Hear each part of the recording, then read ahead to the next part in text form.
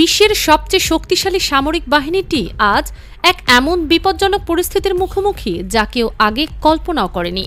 যে দেশটা বছরে প্রতিরক্ষায় খরচ করে $800 বিলিয়ন, সেই যুক্তরাষ্ট্র আজ এমন এক প্রযুক্তির প্রতিযোগিতায় পিছিয়ে যা আগামী দিনের যুদ্ধের নিয়ম সম্পূর্ণ বদলে ফেলবে। একবার ভেবে দেখুন, এমন একটা অস্ত্র যেটা শব্দের চেয়ে 5 গুণ দ্রুত গতিতে আকাশ কেটে এগিয়ে যায়। শুধু তাই নয়, এটা চলার পথে ইচ্ছেমতো দিক ঘুরিয়ে নিতে পারে। আপনার রাডার যখন একে শনাক্ত করবে ততক্ষণে হয়তো কিছুই করার থাকবে না, মাত্র কয়েক সেকেন্ড বা মিনিট এর মধ্যেই সব শেষ হয়ে যাবে। এখন যেসব প্রতিরক্ষা ব্যবস্থা চালু আছে সেগুলো এর সামনে একেবারেই অকেজো। যুক্তরাষ্ট্রের আসল সমস্যাটা এখন দক্ষতার ঘাটতি নয়, তাদের বিজ্ঞানীরা বিশ্বের সেরা, বাজেট বিশাল, প্রযুক্তিগত সক্ষমতা অত্যাধুনিক। তাহলে আসল ঝামেলাটা কোথায়? এই প্রশ্নের উত্তর খুঁজতে গেলে একটা চমৎকার কাহিনী সামনে আসে। দশকের পর দশক ধরে পেন্টাগন এই প্রযুক্তি নিয়ে কাজ করে এসেছে, কিন্তু সেটা খুবই ধীরে। তাদের ধারণা ছিল এই প্রযুক্তি এখনো বহু দূরে, সম্ভবত আরও 20 বছর লাগবে পূর্ণাঙ্গ হতে। কিন্তু এই ভুল অনুমানটাই তাদের পেছনে ফেলে দিয়েছে। যখন রাশিয়া ও চীন পুরো শক্তি ঢেলে এই একটা লক্ষ্যে মনোনিবেশ করেছে, তখনও আমেরিকা বিভিন্ন প্রকল্পে বিভক্ত ছিল।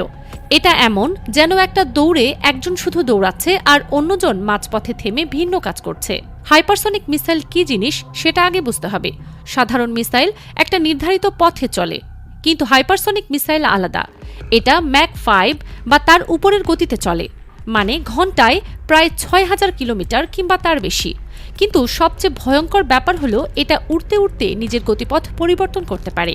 আপনি যখন বুঝবেন এটা আসছে, ততক্ষণে রক্ষা পাওয়ার সময় শেষ। এই প্রযুক্তির দুটো মূল ধরন রয়েছে। প্রথমটা হাইপারসনিক ক্রুজ মিসাইল, যা স্ক্র্যামজেট ইঞ্জিন দিয়ে চালিত হয়। এই ইঞ্জিনটা বানানো এতটাই কঠিন যে বিজ্ঞানীরা দশকের পর দশক ধরে এটা নিয়ে গবেষণা করছেন। ভাবুন তো, এমন এক যন্ত্র যা অসাধারণ গতিতে বায়ু টেনে নিয়ে তা জ্বালানির সাথে মিশিয়ে দহন ঘটায়, এবং সব হয় প্রচণ্ড তাপ ও চাপে। দ্বিতীয়টা হাইপারসনিক গ্লাইড ভেহিকেল। একে রকেটে করে উপরে তোলা হয়, তারপর আলাদা হয়ে অকল্পনীয় গতিতে লক্ষ্যের দিকে নামে, পথে দিক পরিবর্তন করতে করতে।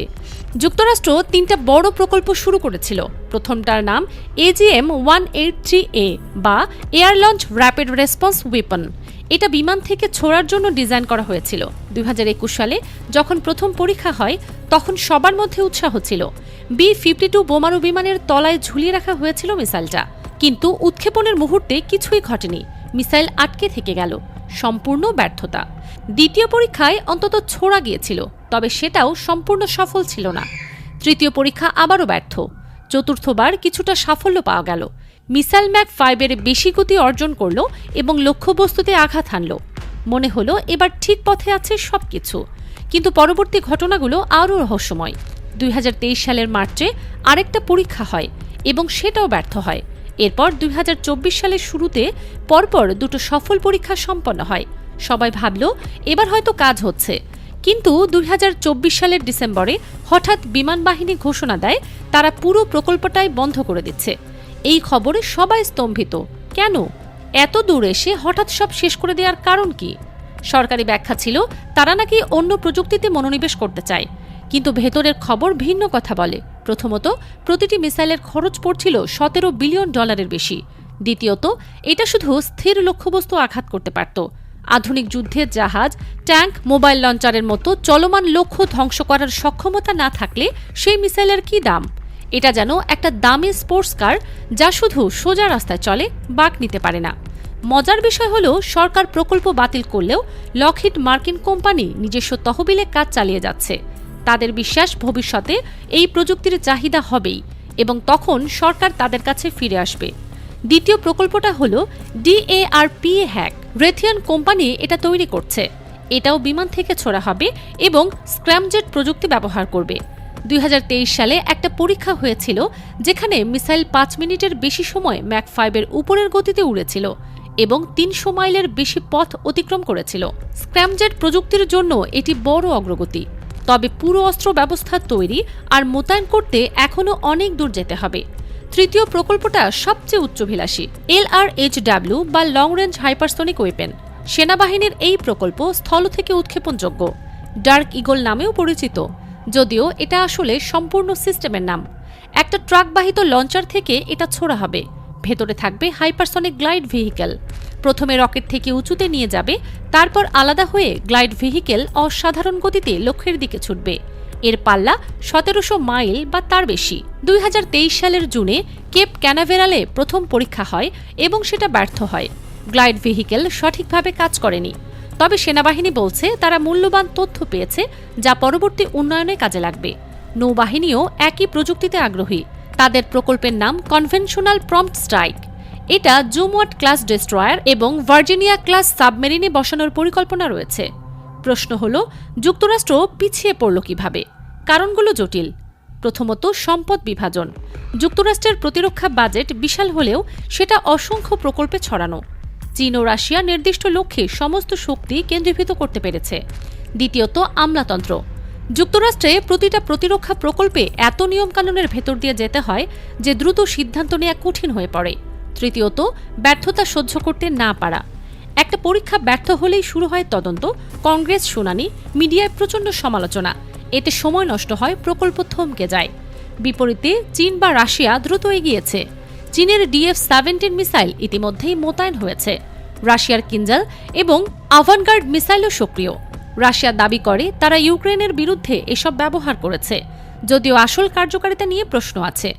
কিন্তু সবচেয়ে চমকপ্রদ অগ্রগতি এসেছে ইরান থেকে। পশ্চিমারা দীর্ঘদিন ইরানকে হেয় করেছে, কিন্তু ইরান হাইপারসনিক প্রযুক্তিতে অসাধারণ সাফল্য পেয়েছে। তাদের ফাত্তা এবং খাইবার শেকান মিসাইল হাইপারসনিক ক্ষমতাসম্পন্ন বলে দাবি করা হয়। শুরুতে পশ্চিমা বিশ্লেষকরা এসব নিয়ে ঠাট্টা করেছিল, কিন্তু ইসরায়েলের বিরুদ্ধে সাম্প্রতিক আক্রমণে এই মিসাইলগুলোর যে ক্ষমতা প্রদর্শিত হয়েছে তা দেখে অনেকেই হতবাক। ইরানের সাফল্য আরও বেশি প্রশংসনীয়, কারণ এটা ঘটেছে কঠোর পশ্চিমা নিষেধাজ্ঞার মধ্যে। তাদের বাজেট রাশিয়া বা চীনের কাছাকাছিও নয়, কিন্তু উদ্ভাবনী চিন্তা ও স্বল্প খরচে কার্যকর সমাধান খোঁজার দক্ষতা তাদেরকে এই প্রতিযোগিতায় শক্তিশালী করেছে। ফাত্তাহ মিসাইল, যা 2023 সালে উন্মোচিত হয়েছিল, রিপোর্ট অনুযায়ী ম্যাক 15 গতিতে চলতে পারে এবং বায়ুমণ্ডলের ভেতরে বাইরে দুই জায়গায় কার্যকর। আরও উদ্বেগজনক হল ইরান এই প্রযুক্তি আঞ্চলিক মিত্রদের সাথে শেয়ার করছে। ইয়েমেনের হুতি বিদ্রোহীরা সৌদি আরব ও সংযুক্ত আরব আমিরাতের বিরুদ্ধে যে উন্নত মিসাইল হামলা চালিয়েছে, সেখানে ইরানি প্রযুক্তির চিহ্ন স্পষ্ট।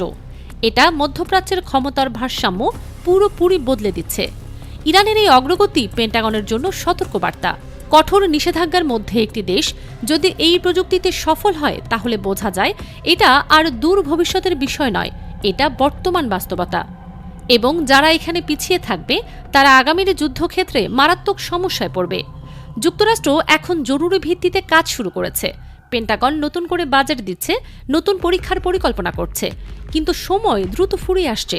চীন প্রশান্ত মহাসাগরে প্রভাব বাড়াচ্ছে, রাশিয়া ইউরোপীয় সীমান্তে চাপ দিচ্ছে, আর ইরান মধ্যপ্রাচ্যে অবস্থান শক্ত করছে। এই পরিস্থিতিতে যুক্তরাষ্ট্রের হাইপারসনিক ক্ষমতার অভাব একটা বড় কৌশলগত দুর্বলতা। বিশেষজ্ঞরা বলছেন আগামী 3 থেকে 5 বছর অত্যন্ত গুরুত্বপূর্ণ। এই সময়ের মধ্যে যুক্তরাষ্ট্র যদি কার্যকর হাইপারসনিক অস্ত্র মাঠে নামাতে না পারে, তাহলে বৈশ্বিক ক্ষমতার ভারসাম্য স্থায়ীভাবে বদলে যেতে পারে।